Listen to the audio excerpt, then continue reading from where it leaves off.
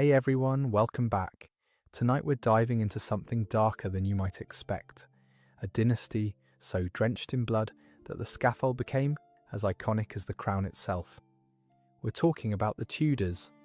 Before we begin, take a moment to like this video if you enjoy these deep dives into history's shadows, and let me know in the comments where you're watching from and what time it is there. I always love seeing our community from around the world.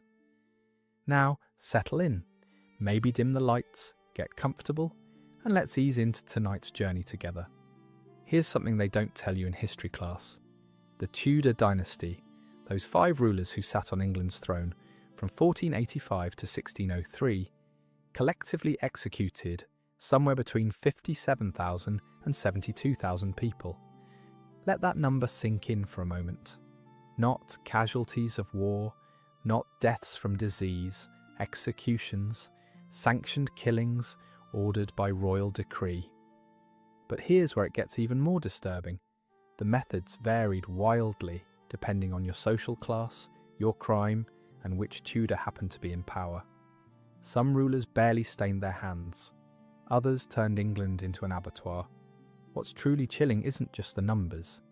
It's how casually death was administered, how normalized it became, how the smell of burning flesh and the sound of the axe became the background noise of an era.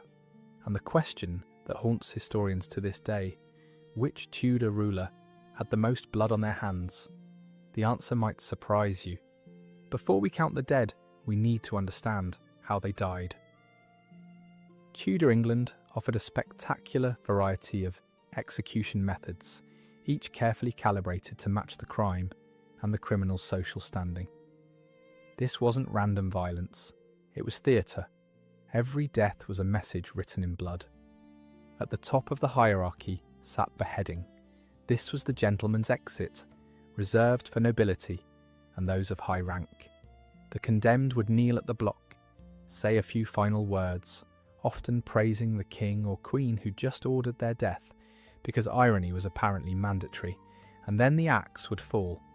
In theory, it was quick. One clean stroke. In practice, the executioner's skill varied wildly.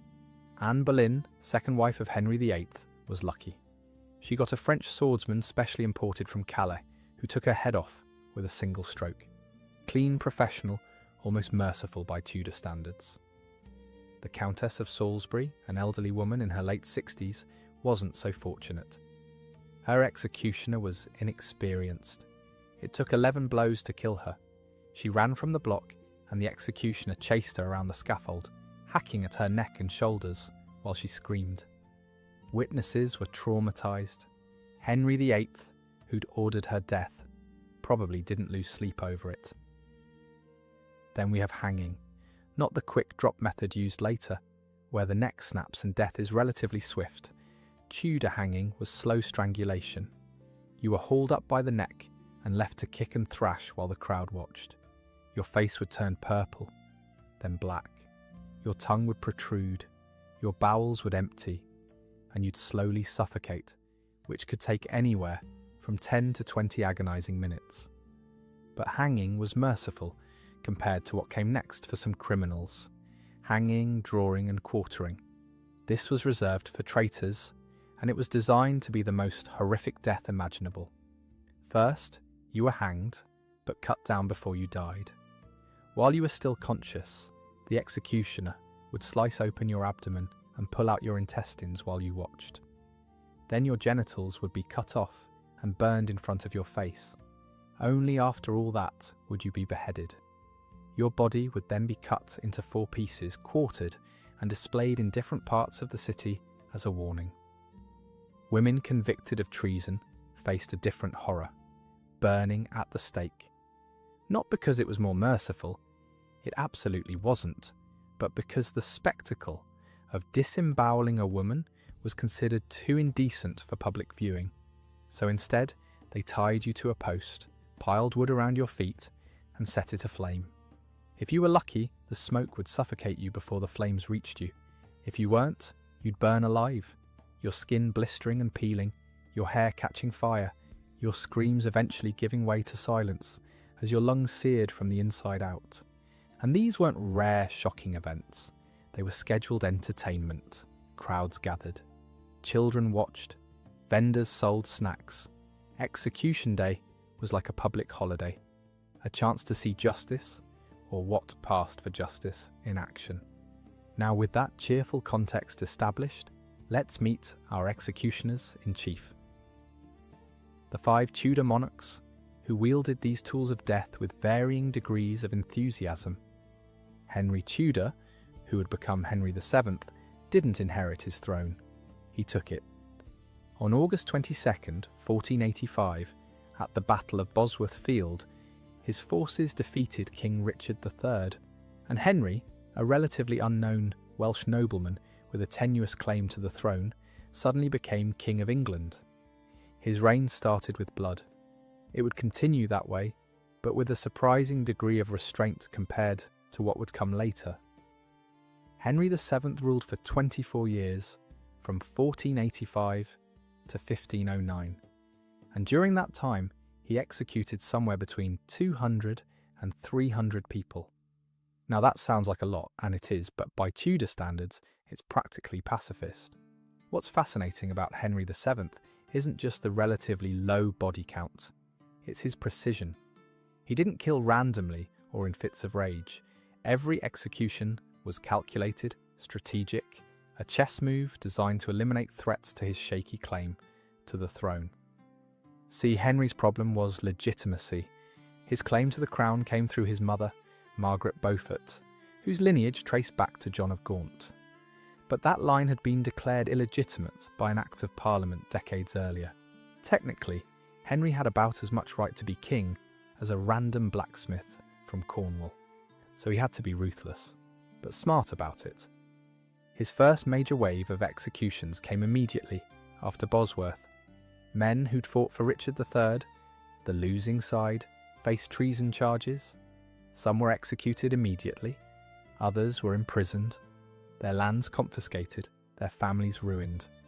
Henry made it clear, oppose me and you die. But here's where Henry showed his cleverness. He didn't go on a massacre spree.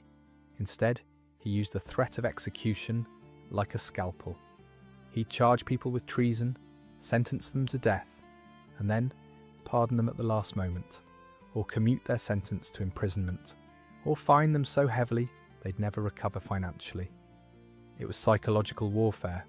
Everyone knew the axe hung over their heads. No one could feel truly safe, and that fear kept rebellion to a minimum. Still, some had to die. High-profile threats, pretenders to the throne, anyone who gathered too much support, they got the block. The most famous of Henry's victims, probably Perkin Warbeck, a young man who claimed to be Richard, Duke of York, one of the princes in the Tower.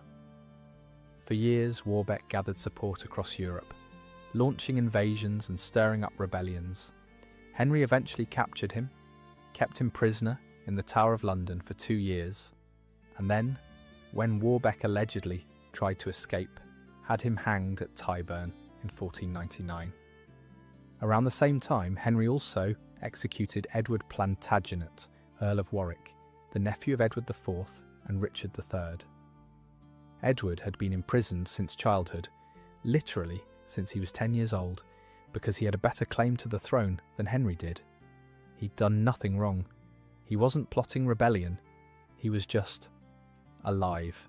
And his existence was a threat, so Henry had him beheaded. Problem solved. Henry VII's executions were strategic eliminations. He didn't kill for sport or pleasure, or even ideology. He killed to secure his dynasty, to make sure his son, another Henry, who we'll get to in a moment, would inherit a stable throne. And in that, he succeeded. When Henry VII died in 1509, his son took the crown without opposition. The Tudor dynasty was secure. The price? A few hundred lives, give or take. By Tudor standards, a bargain. But here's the truly chilling part. Henry VII set the precedent. He normalised the idea that the monarch's security justified any level of bloodshed. He taught his son that killing threats, real or imagined, was just part of the job. And his son? His son would take that lesson and run with it straight into a bloodbath that would dwarf anything his father had done. Henry VIII is the Tudor everyone knows, 6 wives, 2 beheaded, the break with Rome, the dissolution of the monasteries, a larger-than-life figure whose appetites for food, for women, for power were as legendary as his cruelty. But here's what the pop culture versions usually gloss over. Henry VIII was a mass murderer. During his 38-year reign, from 1509 to 1547, Henry VIII executed somewhere between 57,000 and 72,000 people. Let me repeat that. 57,000 to 72,000 executions. That's not a typo. That's not historians exaggerating. That's the best estimate, based on court records, contemporary accounts, and parish death registers. To put it in perspective, Henry VIII killed more people than the French Revolution's reign of terror. He killed more people than the Spanish Inquisition did in a century. He turned England into a killing field, and he did it with the full backing of Parliament and the Church. Well, his church, the one he created so he could get a divorce. When Henry came to the throne in 1509, he was young, athletic, charismatic, and relatively merciful. Early in his reign, he pardoned criminals, showed leniency, and seemed like he might be a benevolent ruler. That didn't last. The executions started slowly. Political rivals, inconvenient nobles, a few priests who spoke out against the king's policies. But then came the break with Rome in the 1530s and everything escalated. Henry decided he wanted to divorce his first wife, Catherine of Aragon, because she hadn't given him a male heir. The Pope refused. So Henry, in a move that would have been breathtaking in its audacity if it weren't so terrifying, declared himself the supreme head of the Church of England, annulled his own marriage, and married Anne Boleyn. Anyone who objected, they died. Sir Thomas More, former Lord Chancellor, one of the most respected intellectuals in Europe, beheaded for refusing to recognise Henry as head of the Church. John Fisher, Bishop of Rochester, an elderly man in his 70s, beheaded for the same reason. The Carthusian monks who refused to swear the oath of supremacy, hanged, drawn, and quartered. Some of them were chained upright in prison and left to starve to death first, just to make the point extra clear. But the real bloodbath began with the dissolution of the monasteries. Between 1536 and 1541, Henry VIII systematically dismantled every monastery, abbey and priory in England. He confiscated their lands, their wealth, their libraries. Monks and nuns were turned out, left homeless. Many were executed for resisting. And when the common people rose up in rebellion, most notably in the Pilgrimage of Grace in 1536, a massive uprising in the north of England protesting the destruction of the monasteries, Henry's response was merciless. He promised pardons, negotiations, and a fair hearing. Once the rebels dispersed and went home, he broke his word. Leaders were arrested and executed. Entire villages were punished. Estimates suggest that around 200 to 250 people were executed in the aftermath, including abbots, monks, and commoners. But that's just the high-profile cases. The true scale of Henry's killing went far beyond rebellions and religious disputes. Tudor England had brutal laws for even minor crimes. Theft could be a capital offence, so could poaching, or being a vagabond, homeless and unemployed. Under Henry VIII, the number of people hanged for theft, vagrancy, and other petty crimes skyrocketed. Why? Because Henry's policies created poverty. The dissolution of the monasteries didn't just destroy religious institutions. Monasteries had been the social safety net of medieval England. They ran hospitals, provided food for the poor, offered shelter to travellers. When Henry destroyed them, he created a wave of homelessness and hunger. And then he executed the homeless for being homeless. It was a vicious cycle. Economic policies created poverty. Poverty created crime. Crime was punishable by death. and the scaffold stayed busy. Then there are the wives, because we can't talk about Henry VIII without talking about the wives. Catherine of Aragon, divorced but survived. Anne Boleyn, beheaded in 1536 on charges of adultery, treason, and incest. The charges were almost certainly fabricated. Her real crime?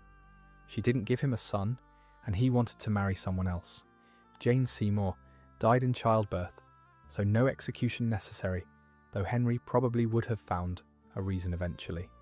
Anne of Cleves, divorced, survived. Catherine Howard, beheaded in 1542, also on charges of adultery. She was 19 years old. Catherine Parr survived by outliving him, which was honestly the smartest move any of Henry's wives made. But it wasn't just the wives. Henry executed friends, advisors, and allies who'd served him loyally for years. Thomas Cromwell, his chief minister, the architect of the Reformation, the man who made Henry's break with Rome possible, beheaded in 1540 because Henry changed his mind about policy and needed a scapegoat. The Duke of Buckingham, one of the highest-ranking nobles in England, beheaded in 1521 on flimsy charges of treason. Henry Howard, Earl of Surrey, a poet and soldier, beheaded in 1547, just days before Henry's own death, essentially for no reason other than Henry was paranoid and vindictive. By the end of his reign, Henry VIII was a bloated, paranoid tyrant, his leg oozing with infected ulcers, his mind twisted by pain and megalomania. He killed without hesitation, without remorse, and often without reason. When he died in January 1547, he left behind a traumatized kingdom, a decimated nobility, and a legacy soaked in blood. And the throne passed to his 9-year-old son. Edward VI was 9 years old when he became king, a child, a quiet, studious, pious boy who loved theology and learning and had absolutely no interest in the brutal politics that had defined his father's reign. His reign lasted just 6 years, from 1547 to 1553, and during that time, Edward executed almost no one. Wait, what? Yes, the son of the most murderous king in English history was, by comparison, shockingly merciful. Now, to be clear, Edward didn't actually govern. He was a child. Real power rested with his uncle, Edward Seymour, Duke of Somerset, who acted as Lord Protector. And then, after Somerset was overthrown in 1549, power shifted to John Dudley, Duke of Northumberland. Both men were ambitious, ruthless, and willing to do whatever it took to maintain control. But neither launched mass executions. Under Edward's reign, or rather under the regency that ruled in his name, there were scattered executions. Political rivals were eliminated. Somerset himself was eventually executed in 1552 after falling from power. Religious dissenters faced the stake, particularly Anabaptists, who were burned as heretics. But the scale was nothing like Henry VIII, maybe a few dozen executions during the entire 6-year reign. Compared to his father's tens of thousands, it was practically a vacation. Why so few? Part of it was Edward's personality. He was deeply religious, a committed Protestant who genuinely believed in mercy and forgiveness. He read the Bible constantly and took its teachings seriously. He wasn't bloodthirsty. He wasn't paranoid. He was just a kid trying to be a good king. But there's another factor: stability. Edward's claim to the throne was undisputed. He was Henry VIII's legitimate son, the long-awaited male heir. No one challenged his right to rule. Without threats, there was no need for mass executions. The regents who actually ran the government were more focused on consolidating Protestant reforms, making sure England stayed firmly Protestant after Henry's chaotic religious policies, than on eliminating political enemies. Of course, Edward's reign wasn't without violence. There were uprisings, including Kett's Rebellion in 1549, a massive peasant revolt in Norfolk. The government crushed it brutally, and the leaders were hanged. But that was military suppression of rebellion, not the kind of systematic judicial executions that defined his father's reign. Edward VI died in July 1553, just 15 years old, probably from the tuberculosis. On his deathbed, manipulated by Northumberland, he tried to alter the succession to prevent his Catholic half-sister Mary from taking the throne. It didn't work. Mary took the crown anyway, and she brought her own ideas about how to deal with heretics. Mary I became queen in July 1553, and from the beginning, her reign was driven by one overriding obsession: restoring England to the Catholic faith. Her father, Henry VIII, had broken with Rome. Her brother, Edward VI, had pushed England further into Protestantism. Now Mary, a devout Catholic who'd suffered years of humiliation and exclusion because of her faith, was determined to undo it all, and she was willing to burn anyone who stood in her way. Mary's reign lasted just 5 years, from 1553 to 1558. In that time, she executed approximately 280 to 300 people. Now, compared to her father's body count, that sounds almost reasonable. But here's the thing: nearly all of Mary's executions were for religious reasons, and the method she preferred was burning at the stake. Mary didn't just want obedience, she wanted souls. She genuinely believed that heretics, Protestants who refused to convert back to Catholicism, were damned, and she believed that by burning them, she might save others from following their example. In her mind, she was being merciful. She was saving England's soul. In reality, she was creating martyrs. The burnings began in 1555. The first victims were high-profile Protestant leaders. Bishop John Hooper, burned at Gloucester, Bishop Hugh Latimer and Bishop Nicholas Ridley, burned together at Oxford. Latimer's famous last words to Ridley as the flames rose: "Be of good comfort, Master Ridley, and play the man. We shall this day light such a candle, by God's grace, in England, as I trust shall never be put out." He was right. The executions backfired spectacularly. Then came Thomas Cranmer, Archbishop of Canterbury, the man who'd annulled Henry VIII's marriage to Catherine of Aragon and declared Mary illegitimate. Mary wanted him broken. She wanted him to recant, to publicly renounce Protestantism, to admit he'd been wrong, and she got it. After months of psychological torture, Cranmer signed multiple recantations, grovelling statements declaring his Protestant beliefs heretical. Mary, satisfied, scheduled his execution anyway, but at the stake Cranmer did something unexpected. He recanted his recantations. He thrust his right hand, the one that had signed the false confessions, into the flames first, declaring it must burn before the rest of him, because it had sinned. It was powerful theatre, and it turned Cranmer from a man who'd cracked under pressure into a martyr who'd found his courage at the end. But Mary didn't just burn bishops and theologians, she burned commoners, labourers, women, teenagers. In 1556, she ordered the execution of 17 Protestants in a single day in Canterbury. Among them was a woman named Joan Waste, who was blind. She'd learnt the Bible by having it read aloud to her, and she refused to recant her Protestant beliefs. They burned her alive, a blind woman whose only crime was her faith. There were pregnant women burned at the stake. There were men who recanted to save their families, then were burned anyway. There were cases where entire towns were forced to watch as their neighbours died, the smell of burning flesh hanging in the air for days. And with each execution, Mary became more hated. Protestants began calling her Bloody Mary, a nickname that stuck. Pamphlets circulated describing the burnings in graphic detail, painting Mary as a tyrant, a monster, a murderer. But Mary didn't see it that way. To her, she was doing God's work. She was cleansing England of heresy. She believed, truly believed, that history would vindicate her. It didn't.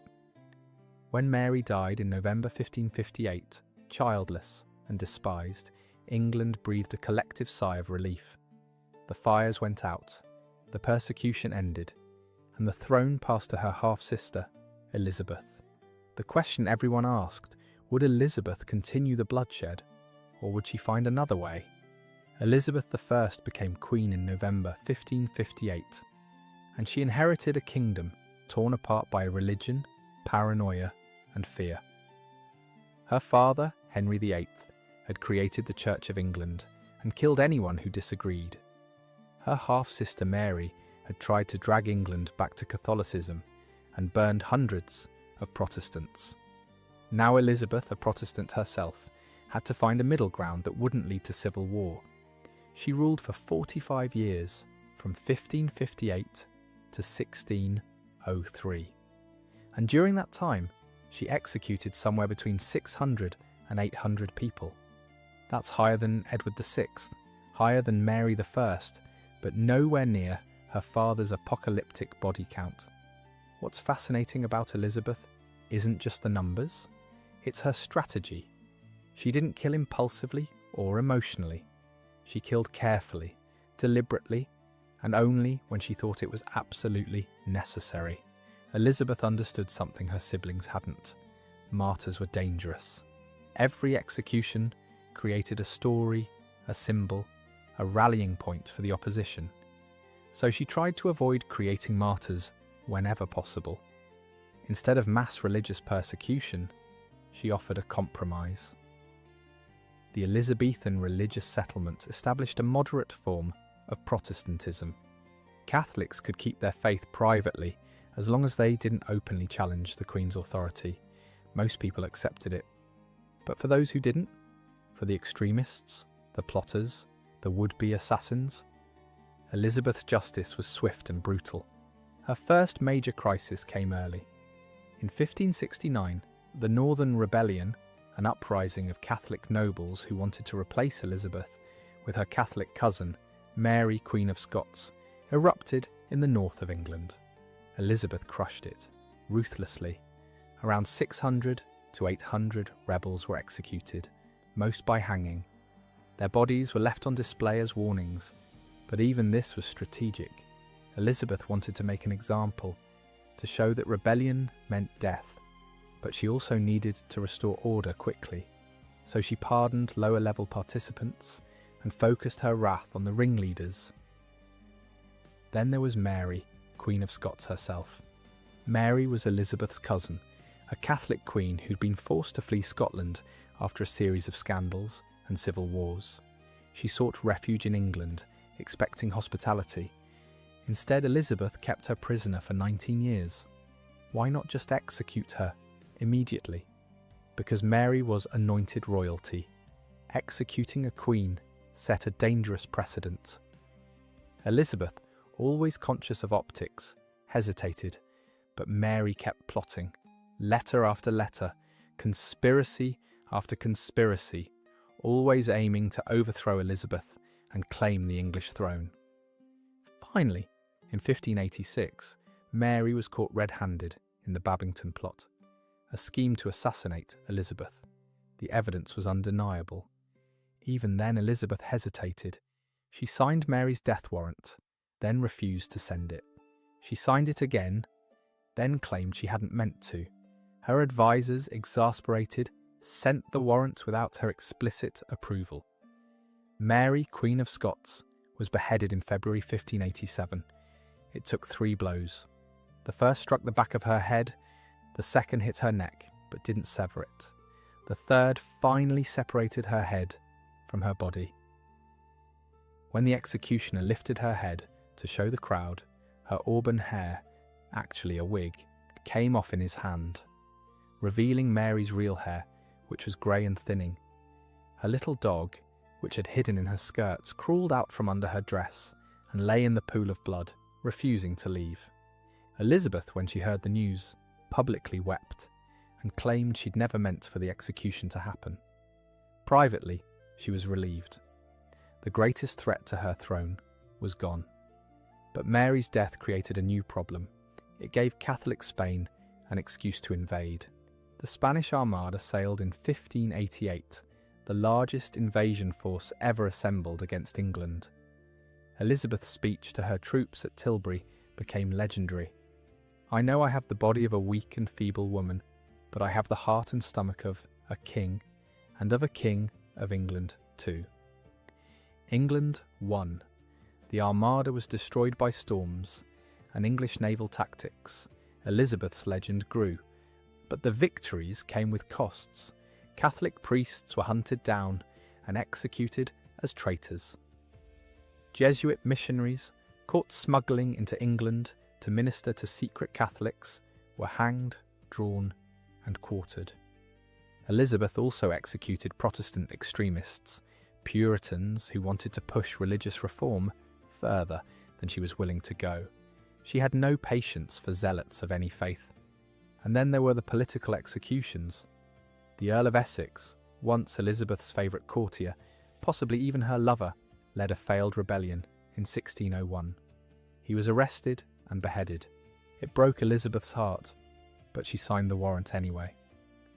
By the end of her reign, Elizabeth was an old woman, her face painted white with lead makeup to hide the ravages of time, her teeth blackened from sugar, her body bent with age. She'd outlived all her siblings. She'd outlived most of her enemies. She'd turned England into a global power, defeated the Spanish, presided over a cultural golden age that produced Shakespeare and Marlowe. And she'd done it all while executing fewer people than any other Tudor except Edward VI. When she died in March 1603, childless and alone, the Tudor dynasty died with her. But the question remains, who was the bloodiest Tudor? So let's tally the dead. Henry VII, 200 to 300 executions. Calculated, strategic, mostly political. The lowest body count of any Tudor. Edward VI, fewer than 100 executions. A boy king in a relatively stable period kept the bloodshed minimal. Mary I, 280 to 300 executions. Nearly all religious, nearly all by burning. Created martyrs and earned the nickname Bloody Mary. Elizabeth I, 600 to 800 executions. Spread over 45 years, mostly political and strategic, designed to neutralise threats without creating mass persecution. Henry VIII, 57,000 to 72,000 executions.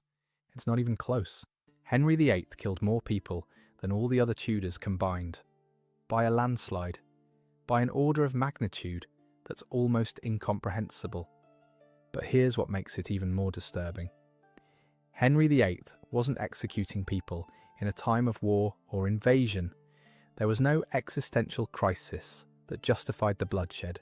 He killed because he could, because it consolidated his power, because it eliminated inconveniences, because he wanted to marry someone new, or didn't like someone's political stance, or needed a scapegoat for his own failures.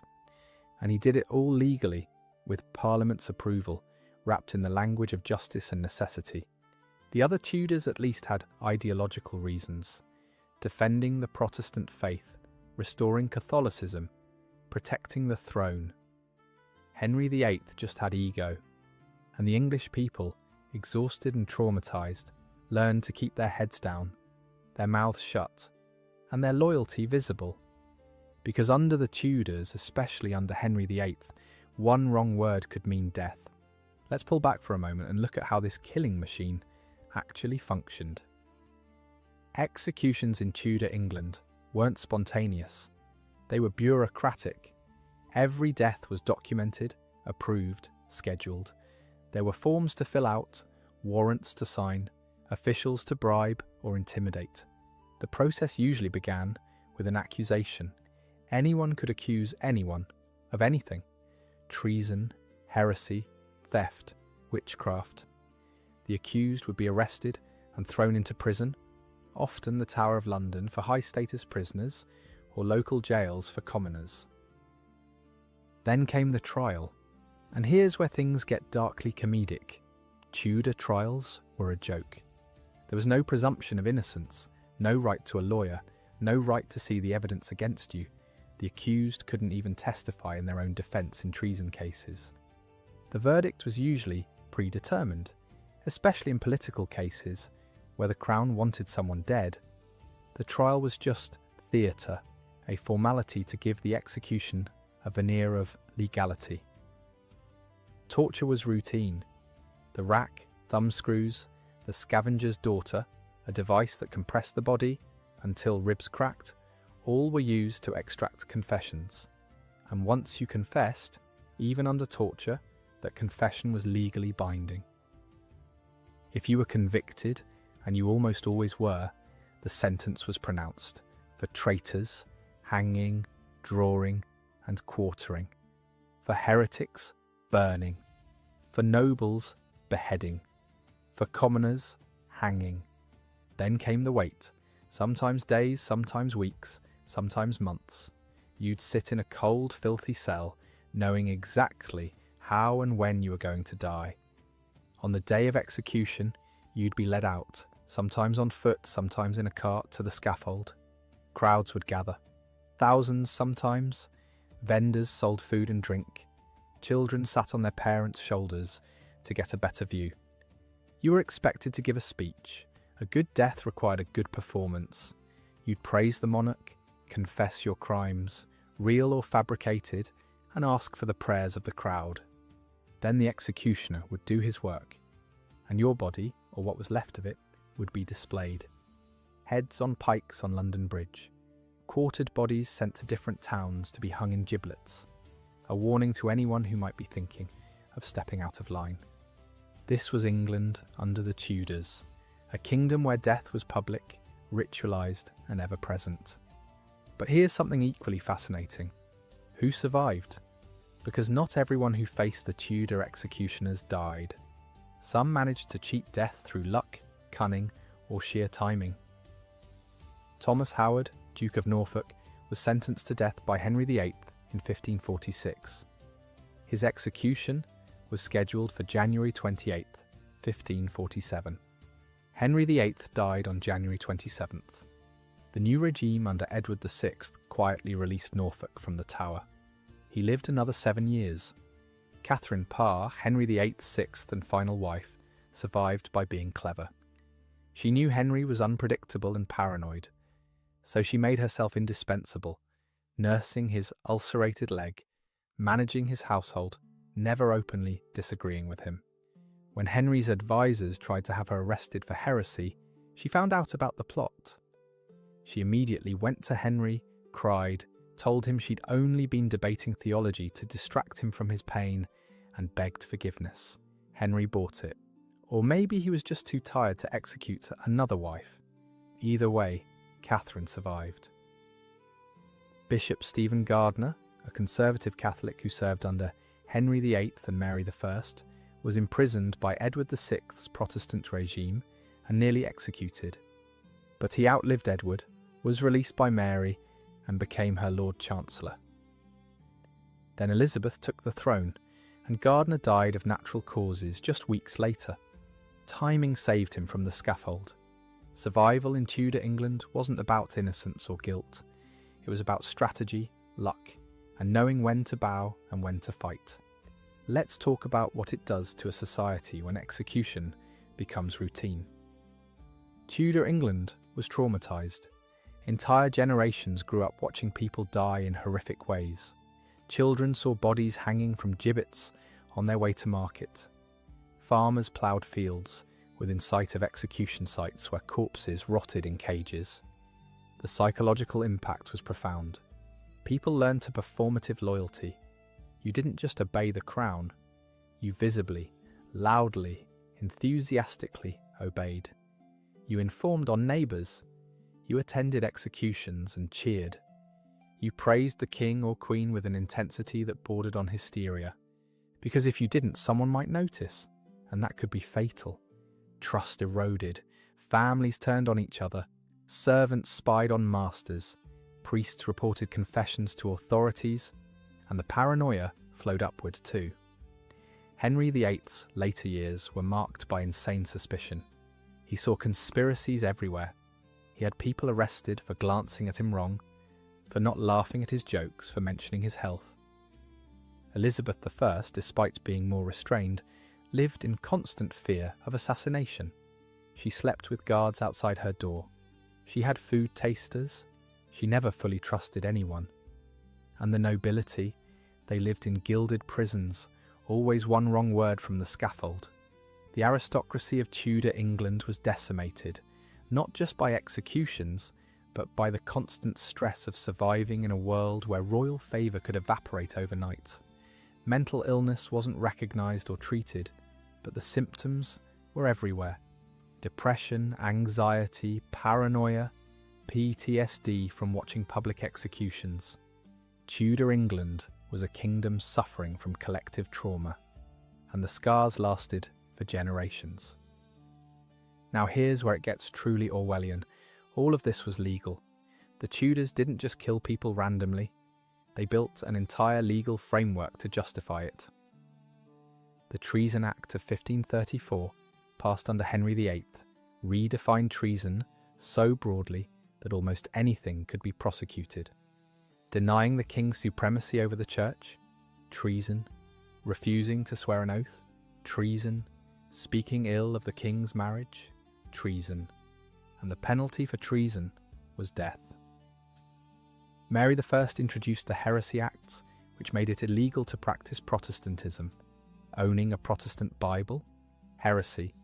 Attending a Protestant service? Heresy. Refusing to attend Catholic Mass? Heresy. And the penalty for heresy was burning at the stake. Elizabeth I passed laws making it treason to harbour Catholic priests. Simply allowing a Jesuit missionary to sleep in your barn could get you hanged, drawn, and quartered. Your property would be confiscated, your family impoverished, your name destroyed. But here's the genius of Tudor legal brutality. It was selective enforcement. The laws existed to threaten everyone, but they were only enforced against specific targets. This created a state of perpetual anxiety. You never knew if you were safe or not. The law was a sword hanging over every head, ready to drop at the monarch's whim. Parliament rubber-stamped everything. Bills of attainder, legislative acts declaring someone guilty of treason without trial, were routine. If the king or queen wanted you dead and couldn't make the charges stick in court, Parliament would simply pass a law declaring you a traitor. And the courts, packed with judges who owed their positions to the crown. Juries were intimidated or bribed. Verdicts were predetermined. It was legal, but it wasn't justice. The Tudor legal system was a weapon, carefully crafted and ruthlessly deployed. And it normalised state violence to a degree that would have shocked medieval England. Because even in the so-called barbaric Middle Ages, there were limits. Kings were expected to consult with their nobles. The church offered some protection. Custom and tradition placed boundaries on royal power. The Tudors shattered those boundaries. They built an absolutist state where the monarch's word was law, where dissent meant death, and where survival meant silence. And they did it all while claiming to defend England, protect the faith, and serve the common good. History remembers the famous executions. Anne Boleyn, Thomas More, Mary, Queen of Scots. Their stories are told and retold, dramatised in films and novels. But what about the thousands, whose names we don't know? The servant girl hanged for stealing a loaf of bread to feed her starving children.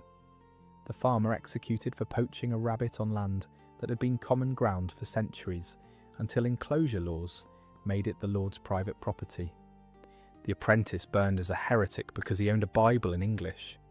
The vagrant, a man who'd lost his job when the monasteries closed and had nowhere to go, hanged for the crime of being homeless. Tudor execution records are incomplete. Many local hangings weren't recorded at all. Parish registers sometimes noted deaths but not causes. Court documents have been lost or destroyed. What we have are fragments, glimpses into an ocean of suffering. Consider this. In 1531, Parliament passed the Vagabonds Act, which declared that anyone caught begging who was able-bodied could be whipped and imprisoned. Repeat offenders could be executed. Thousands of people, made homeless by economic changes, by the dissolution of the monasteries, by enclosure of common lands, were suddenly criminalized for their poverty, and many of them died for it. Or consider the women executed for witchcraft. Tudor England wasn't as obsessed with witch hunting as some other European countries, but it happened. Women who practiced herbal medicine, who were too outspoken, who didn't fit social norms, they could be accused, tried, and executed. The evidence? Testimony from neighbours who didn't like them. Confessions extracted through torture or sleep deprivation. Proof, like having a birthmark, clearly the devil's mark, or owning a cat, obviously a familiar spirit. Then there were the rebels who fought not for political power, but for survival. During the Pilgrimage of Grace in 1536, tens of thousands of ordinary people, farmers, labourers, small tradesmen, rose up to protest the destruction of the monasteries. They weren't trying to overthrow Henry VIII. They were trying to preserve the institutions that fed them, educated their children, and cared for their sick. Henry crushed the rebellion and executed the leaders, but the suffering extended far beyond the scaffold. Families were destroyed, villages were punished collectively, land was confiscated, the social fabric of northern England was torn apart, and these people, the poor, the powerless, the forgotten, make up the vast majority of Tudor execution victims. They didn't get state funerals. Their deaths weren't commemorated. They were buried in unmarked graves or left to rot on gibbets as warnings. But they were human. They had names, families, dreams. They loved and laughed and hoped for better days. And they died violently, publicly, often for crimes that were nothing more than bad luck or being in the wrong place at the wrong time. When we talk about Tudor executions, we need to remember, it's not just the famous heads that rolled. It's the thousands upon thousands of ordinary people ground up by a system that valued order over mercy, power over justice, and royal authority over human life. Here's something they don't teach you in history class. Executions were profitable. When you were convicted of treason, the crown didn't just take your life, it took everything you owned. Your lands, your houses, your possessions, your money, all of it became crown property through a legal process called forfeiture. This wasn't a side effect, it was often the point. Henry VIII's treasury was constantly empty. He spent lavishly on wars, on palaces, on his court. When he broke with Rome and dissolved the monasteries, he didn't just do it for religious reasons, he did it for money. The wealth of the monasteries accumulated over centuries became his. And when that money ran out, he found other sources. Accusing wealthy nobles of treason became a convenient way to replenish the royal coffers. You didn't even need real evidence. A few suspicious letters, testimony from tortured servants, rumours of disloyalty. That was enough to convict, execute, and confiscate. The Duke of Buckingham, executed in 1521, was one of the richest men in England. After his death, Henry seized estates worth a fortune. Thomas Cromwell, Henry's chief minister, became obscenely wealthy by managing the dissolution of the monasteries and skimming profits. When Henry turned on him, all that wealth reverted to the crown. Even Anne Boleyn's execution was partly financial. Her death freed Henry from any obligation to her family, and he could redistribute their titles and lands to new favourites who owed him everything. But it wasn't just the crown profiting from executions. Executioners were paid per head. The more people they killed, the more money they made. They also had the right to keep the clothing of the condemned, a valuable perk since many nobles were executed in expensive garments. There were professional informers, people who made their living accusing others of crimes and collecting rewards. These bounty hunters would gather gossip, extract confessions through intimidation, and present evidence to authorities. If the accused was convicted and their property confiscated, the informer got a cut. Even the crowds at executions were part of the economy. Vendors sold food, drink, pamphlets describing the crime and the condemned person's life. pickpockets worked the crowds. Entrepreneurs rented out prime viewing spots, windowsills, rooftops, platforms, for a fee. Execution days were good for business. And then there was the symbolic economy of terror. Every execution reinforced royal power. Every head on a pike reminded people who was in charge. The psychological impact, the fear, the compliance, the desperate loyalty was worth more than gold. The Tudors understood this instinctively. Violence wasn't just about punishment, it was about control. And control, in Tudor England, was the most valuable commodity of all. Let's zoom out for a moment and ask, was Tudor England uniquely bloodthirsty, or was this just normal for the time? The answer is complicated. Executions were common across Europe in the 16th century. The Spanish Inquisition, the French Wars of Religion, the persecution of Anabaptists in Germany, violence in the name of religious and political order was everywhere. But even by those standards, Henry VIII's body count was extraordinary. Spain's Inquisition, which lasted for centuries and became synonymous with religious persecution, executed somewhere between 3,000 to 5,000 people over its entire history. Henry VIII killed more people in a single reign. The French Wars of Religion, which tore France apart for decades, resulted in thousands of deaths, but many of those were battlefield casualties, not judicial executions. What made Tudor England unusual wasn't just the scale, it was the systematization. The Tudors built a legal and bureaucratic apparatus specifically designed to identify, prosecute, and execute threats efficiently. Other countries had inquisitions and religious courts. England had a state machinery that could pivot from persecuting Catholics to persecuting Protestants, and back again, depending on who sat on the throne. The system was flexible, adaptive, and terrifyingly effective. Foreign ambassadors wrote home about the atmosphere in Tudor England. Venetian, Spanish, and French diplomats described a court where people spoke in whispers, where everyone watched everyone else, where a single misstep could mean death. They were shocked not by the executions themselves, every country had those, but by the casual efficiency, the sheer bureaucratic orderliness of it all. In many European countries, executions were relatively rare spectacles reserved for the worst crimes.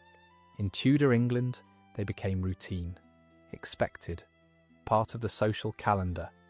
And that normalization of violence, that acceptance of state-sanctioned killing as just how things were done, that was the truly revolutionary aspect of Tudor rule.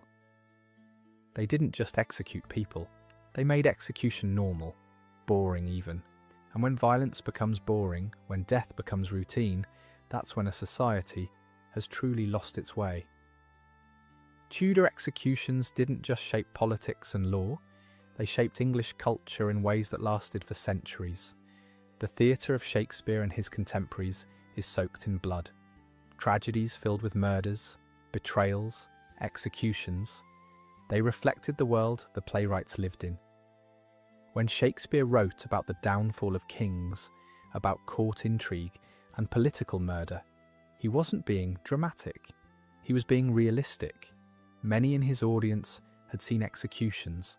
Some had family members who died on the scaffold. The famous scene in Richard III, where the young princes are murdered in the Tower, that wasn't ancient history to Tudor audiences. The Tower was right there, and people were still being executed in it regularly. Revenge tragedies, plays like the Spanish Tragedy and Titus Andronicus, filled with gore and violence, were wildly popular. Why? Because they gave audiences a safe way to process the trauma of living in a society where violence was constant and death was public. Ballads and pamphlets about famous executions circulated widely. These were the true crime podcasts of Tudor England. People were fascinated by the details, the last words, the behaviour of the condemned, the competence of the executioner. Some executions became legendary: the courage of Thomas More, the dignity of Mary, Queen of Scots, the defiance of Thomas Cranmer. These stories were told and retold, shaping how people thought about death, honor, and resistance. But the cultural impact went deeper than entertainment. Tudor England developed what we might now call a surveillance culture. People learned to watch what they said, to be careful about who they trusted, to perform loyalty constantly. This affected language itself. People became masters of ambiguity, of saying things that could be interpreted multiple ways. You never wanted to commit too firmly to any position, because you never knew which way the political winds might shift. The concept of martyrdom took on new meaning. Both Catholics and Protestants elevated their executed members to near sainthood. These martyrs became powerful symbols, their deaths proof of their faith's righteousness. Books like Fox's Book of Martyrs, which detailed the persecution of Protestants under Mary I, became foundational texts. They shaped English Protestant identity for generations, creating a narrative of suffering and survival that defined the national self-image. And underneath it all, a deep cynicism developed. People learned not to trust authority, not to believe official narratives, not to assume that justice and the law were the same thing. The Tudor legacy wasn't just political, it was psychological. It created a national character shaped by trauma, surveillance, and survival. Let's talk about what actually happens to a body during Tudor execution methods, because the clinical reality is far worse than most people imagine. When you're hanged, drawn, and quartered, the standard punishment for male traitors, here's the process. First, you're hanged by the neck, but not long enough to die. Just long enough to lose consciousness, maybe? Sometimes the executioner cuts you down while you're still fully aware. Then you're laid on a table. The executioner slices open your abdomen. If you're conscious, you feel everything. There's no anesthesia, no mercy. Your intestines are pulled out slowly while you watch. The shock alone is often enough to kill, but not always. Your body is in agony, trying to understand why your insides are outside, your nervous system screaming. Then your genitals are cut off and burned in front of you. The symbolism is clear. Traitors don't deserve to reproduce, but the physical reality is torture beyond imagination. Only after all that, only after you've watched your own body being dismantled piece by piece, does the executioner finally cut off your head. Your heart, if it's still beating at that point, is cut out and held up to the crowd. "Behold the heart of a traitor," the executioner shouts. And then your body is quartered, cut into 4 pieces. Those pieces are sent to different towns and displayed on spikes as warnings. Dogs and birds often fed on the remains. In summer, the smell was unbearable. Now let's talk about burning at the stake. The condemned person is chained to a wooden post. Wood and sometimes coal is piled around their feet, sometimes as high as their waist. The fire is lit. If you're lucky, the smoke suffocates you before the flames reach you. Your lungs fill with smoke, you pass out, and you're dead before you burn. If you're not lucky, if the wind blows the wrong way, if the wood is damp and burns slowly, you experience what many historians consider the worst death imaginable. The heat is agonizing long before the flames touch you. Your skin reddens, blisters, and begins to crack. The pain is beyond description. When the flames reach you, your hair catches fire first, then your clothes, then your skin begins to char. The smell, your own burning flesh, fills your nostrils. Your eyes can literally boil in their sockets. Your tongue swells until it bursts. Your lungs scorch from the inside as you inhale superheated air. Some victims took more than 30 minutes to die. Half an hour of unimaginable suffering while crowds watched, some praying, some jeering. Even beheading, supposedly the merciful option, was often botched. A skilled executioner could sever the head in one blow. But many executioners weren't skilled. The Countess of Salisbury, as mentioned earlier, took 11 blows. Margaret Pole ran from the executioner while he hacked at her. She died slowly, in terror and agony. Mary, Queen of Scots, took 3 blows. The first struck the back of her head. She probably felt it. The second nearly severed her neck, but left a sinew of flesh connecting head to body. The executioner had to saw through it with the axe while she was still technically alive. These weren't anomalies, they were routine. And here's what makes it even more horrific. This was done in public. Children watched, pregnant women watched, families brought picnics. Tudor society was so saturated in violence that watching someone be slowly tortured to death became entertainment. The psychological damage to a population that grows up seeing this regularly is incalculable. Every Tudor monarch who ordered executions did so with the full backing of religious authority. God, they claimed, was on their side. Henry VIII broke with Rome and declared himself supreme head of the Church of England. Anyone who disagreed wasn't just committing treason against the king, they were committing heresy against God's appointed representative on earth. The logic was circular and airtight. The king speaks for God.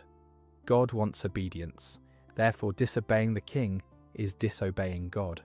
And disobeying God deserves death. Catholic theologians under Mary I used the same logic in reverse. The Pope speaks for God. Protestantism is heresy. Heretics damn themselves and others. Therefore, burning heretics is actually an act of mercy, saving other souls from contamination. Both sides quoted scripture. Both sides claimed divine mandate. Both sides genuinely believed they were doing God's work. But here's the truly dark part. Many of the condemned believed it too. Thomas More went to the scaffold, convinced that his death was righteous, that he was dying for God's truth. Protestant martyrs under Mary believed the same.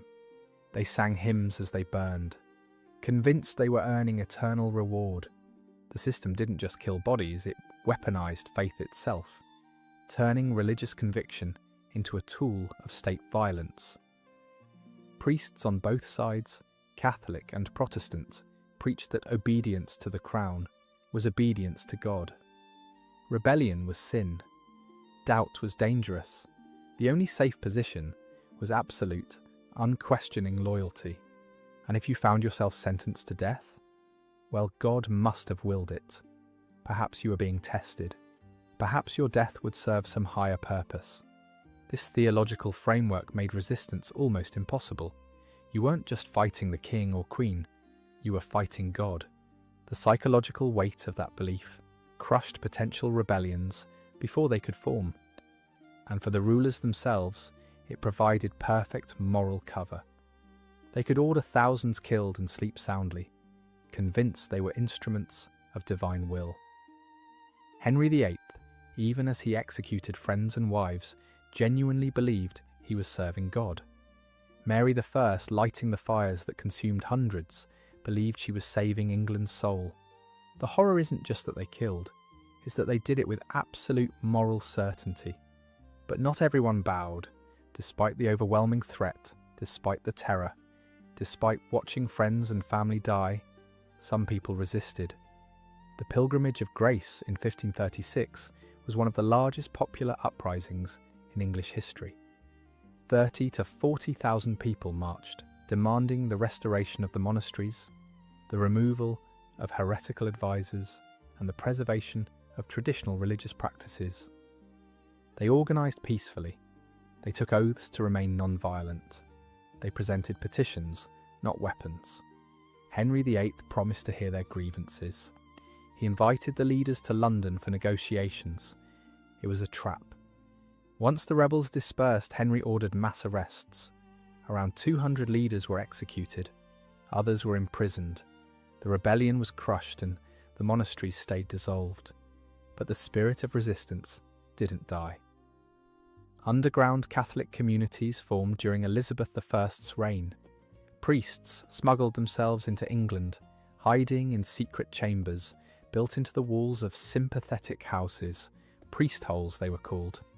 They conducted mass in secret, kept the faith alive, and accepted that discovery meant execution. Many were caught, many died, but they kept coming. Protestant resistance under Mary I took different forms. Pamphlets circulated illegally, documenting the burnings, celebrating the martyrs, keeping Protestant theology alive. These writings sustained communities even as their leaders burned. And there was personal resistance, small acts of defiance that didn't make history books, but mattered immensely to those who did them. The servant who slipped extra food to a prisoner awaiting execution, the crowd member who prayed silently for the condemned instead of jeering, the scribe who accidentally lost incriminating documents, the executioner who angled the blade to make death quicker. These weren't grand gestures. They wouldn't overthrow tyranny, but they preserved something human in an inhuman system. Some resistance was more direct. There were at least a dozen serious plots to assassinate Elizabeth I. All failed, and the plotters died horribly. But they tried. Were they heroes or villains? It depends entirely on your perspective. To Catholics, they were martyrs trying to restore the true faith. To Protestants, they were traitors trying to murder the Queen. The same ambiguity applies to almost every execution of the Tudor era. One person's traitor is another's martyr. One person's heretic is another's prophet. What's undeniable is that resistance existed. It was crushed repeatedly and brutally, but it existed, and in a system designed to terrify people into absolute compliance, the mere existence of resistance was itself a victory, small, costly, and often fatal, but real. When Elizabeth I died in 1603 and the Tudor dynasty ended, England didn't suddenly become peaceful. The Stuart kings who followed inherited the machinery of violence the Tudors had built. James I, Charles I, the Civil War, Cromwell, the 17th century brought its own horrors. But something had shifted. The Tudor era taught England a brutal lesson.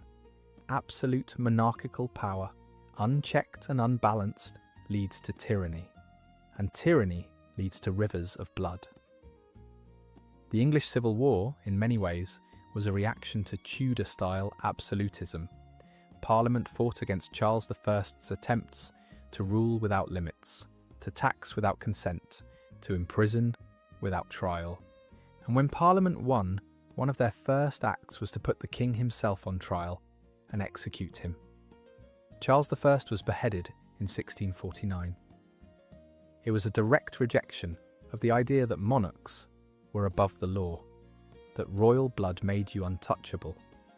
Charles I died the same way his subjects had died for over a century, on the scaffold under the axe. The Tudor legacy wasn't just political violence, it was the seeds of political philosophy that would eventually limit that violence.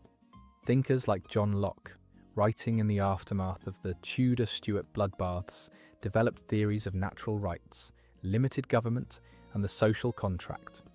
These ideas would influence the American Revolution, the French Revolution, and the development of modern democracy. England eventually developed the concept of constitutional monarchy, a king or queen with severely limited powers, bound by law, unable to execute subjects at whim.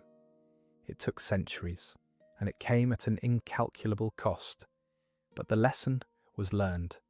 No one, not even royalty, should have the power of life and death over their subjects without checks and balances. The Tudor era also left cultural scars that lasted generations. The paranoia, the surveillance, the distrust of authority, these became embedded in English culture.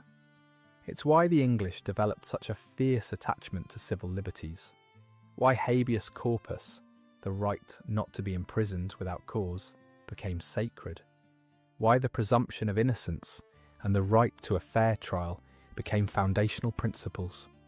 Because they'd seen what happened without those protections. They'd lived through it. Their grandparents had died in it. The Tudor execution machine eventually destroyed itself. It created a population so traumatized, so mistrustful of absolute power, that they eventually said, "Never again." Not perfectly, not immediately, but eventually, and that perhaps is the only redemptive thread in this entire blood-soaked tapestry. Let's end where we began, with numbers. 57,000 to 72,000 executions under Henry VIII alone. Hundreds more under his children. But these aren't just statistics. Each one was a person. Someone who woke up that morning not knowing it was their last. Someone who had breakfast, said goodbye to family, walked to the scaffold. Someone who felt the rope around their neck, or the heat of the flames, or the cold edge of the axe. Someone whose last thoughts we can only imagine. Were they terrified, resigned, defiant, praying, cursing? For every famous execution we know, Anne Boleyn, Thomas More, Mary Queen of Scots, there are thousands we don't. The nameless, the forgotten. The teenager hanged for stealing to feed his siblings. The old woman burned for practicing herbal medicine. The farmer executed for defending his land. The priest killed for his faith. Each one left behind people who loved them. Mothers who would never recover from losing their children. Children who grew up without parents. Spouses who grieved alone. And the survivors carried trauma that shaped their entire lives. Imagine growing up in Tudor England. Imagine learning that one wrong word, one moment of defiance, one accusation from a neighbour could mean your death. Imagine never feeling safe, never speaking freely, always watching, always cautious, always afraid. That was life for millions of people across 5 reigns and over a century. The Tudor dynasty built an empire. They transformed England from a relatively minor European kingdom into an emerging global power. They presided over a cultural renaissance that gave us Shakespeare, Marlowe, and Spencer. But they built it all on a foundation of bodies. And the question we're left with, the question that haunts anyone who studies this era seriously, is, was it worth it? Did the political stability, the cultural achievements, the religious reforms, did any of it justify the mass slaughter? There's no easy answer. History doesn't deal in easy answers. What we can say is this: the Tudors showed us what happens when power is concentrated in the hands of individuals who face no meaningful accountability, when the law becomes a weapon instead of a protection. When fear replaces justice, they showed us the logical endpoint of absolute power, the scaffold, the stake, and the executioner's axe working overtime. And they left us with a warning written in the blood of tens of thousands. This is what tyranny looks like. This is what happens when rulers face no limits. This is the cost of absolute power. Never forget, never normalize, never look away. Because the moment we do, the moment we accept that violence in service of order is justifiable, that fear in service of stability is acceptable, that death in service of power is reasonable, that's the moment we risk becoming Tudor England. And history has shown us, once you start down that path, once the executioner's blade begins to fall, it's almost impossible to stop. So who was the bloodiest Tudor? By the numbers, it's not even close. Henry VIII killed more people than all his predecessors, contemporaries, and successors combined. But here's the deeper question. What does bloodiest even mean? Is it just about the body count? If so, Henry VIII wins by a landslide that would make any modern dictator jealous. Or is it about the nature of the killings? Mary I burned fewer people, but she burned them for their faith, slowly and publicly, creating martyrs who destabilized her reign and stained her legacy forever. Or is it about intent? Henry killed mostly for political expediency, removing threats, consolidating power, seizing wealth. Mary killed because she genuinely believed she was saving souls. Which is worse, cynical murder or righteous murder? Or maybe bloodiest isn't about the monarchs at all. Maybe it's about the system they created and perpetuated, a legal framework that made execution routine, a culture that normalized violence, a society that learned to watch its neighbours die and then go home and eat dinner. Because here's the thing, the Tudors didn't act alone. Every execution was approved by judges, witnessed by crowds, carried out by executioners who went home to their families afterward. Every religious persecution was supported by priests who preached obedience. Every political purge was enabled by informers who betrayed their neighbours for reward or safety. The Tudors built the machine, but thousands of ordinary people kept it running. And that perhaps is the most disturbing lesson of all. It's easy to look back and think, I would never participate in such horror. I would resist, I would refuse. But would you, when resistance means death, when silence means survival, when cooperation means protecting your family, what would you really do? Most people, throughout history, choose survival. They keep their heads down. They go along. They become complicit, not because they're evil, but because they're human. And humans, faced with overwhelming threat, do what they must to survive. The Tudor execution machine worked because ordinary people, good people, decent people, were willing to participate just enough to keep it running. The executioners who took the job because it paid well. The judges who signed death warrants because refusing meant their own deaths. The crowds who attended because not attending might mark you as suspicious. The neighbours who informed because they were afraid someone might inform on them first. Layer by layer, compromise by compromise, small act of complicity by small act of complicity, an entire society became an execution machine. And the worst part, most of them probably thought they were doing the right thing. Protecting England, defending the faith, serving justice, maintaining order. That's the lesson the Tudors teach us. Not just that absolute power corrupts, we know that, but that ordinary people, given the right circumstances, will participate in extraordinary evil. And they'll sleep at night. So tonight, as you lie in your comfortable bed, with your rights and freedoms and legal protections, take a moment to remember the thousands who didn't have those luxuries. Remember the teenager hanged for stealing bread, the old woman burned for her faith, the nobleman beheaded for speaking his mind, the common labourer executed for being in the wrong place at the wrong time. Remember them. Not because they were particularly virtuous or because their deaths were particularly meaningful, but because they were human, and they died badly in a system designed to kill efficiently and without mercy. The Tudor dynasty ended over 400 years ago, but the lessons remain urgent. Power without accountability is dangerous. Law without justice is tyranny. Order maintained through fear is fragile. And once you normalise violence, once you accept that some deaths are necessary for the greater good, once you start building execution machines, they're almost impossible to dismantle. The Tudors knew that, their victims learned it, and we, centuries later, are still trying to understand it. Sweet dreams. And remember, the price of freedom is eternal vigilance. Because the alternative is the scaffold, the stake, and the executioner's blade. And history has taught us it can happen again, anytime, anywhere, to anyone, unless we remember, unless we resist, unless we refuse to forget what happens when power goes unchecked and violence becomes policy. The Tudor dynasty is gone, but the warning remains. Never forget, never again.